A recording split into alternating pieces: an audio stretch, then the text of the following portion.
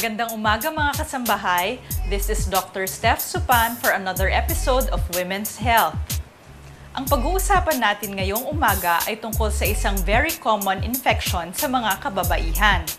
Ito ay ang tinatawag na candidiasis o yeast infection.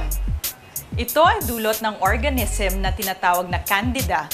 Ito ay isang fungus, kaya minsan ay tinatawag din itong fungal or yeast infection.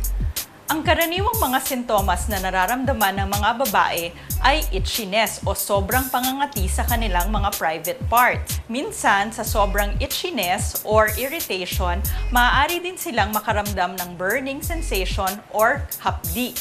Ang iba naman ay nakakapansin ng puti o cottage-like discharge. Kapag grabe na ang infection, minsan ay nakakaramdam na ng pain kapag sila ay nakikipagtalik o kaya ay bleeding. May mga gamot din na maaaring iniinom ng mga kababaihan na maaaring mag-increase ng kanilang risk for yeast infection, kagaya ng steroids or antibiotics. Paano nadadiagnose ang candidiasis? Dapat ay magpunta sa inyong obstetrician-gynecologist kung kayo ay may mga nararamdaman kagaya ng itchiness o burning sensation at puti-puting discharge. Maaari itong ma-diagnose through physical examination or mga tests kagaya ng KOH smear, Pap smear at culture.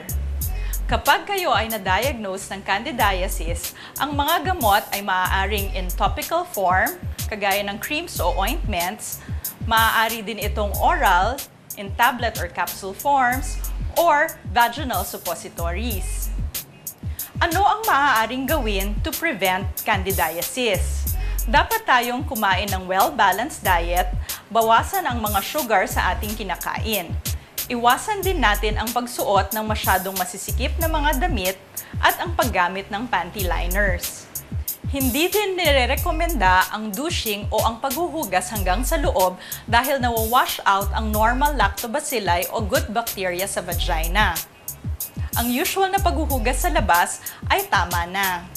So mga kasambahay, sana ay marami kayong natutunan ngayong umagang ito. Hanggang sa susunod na linggo po, this is Dr. Steph Supan for Women's Health.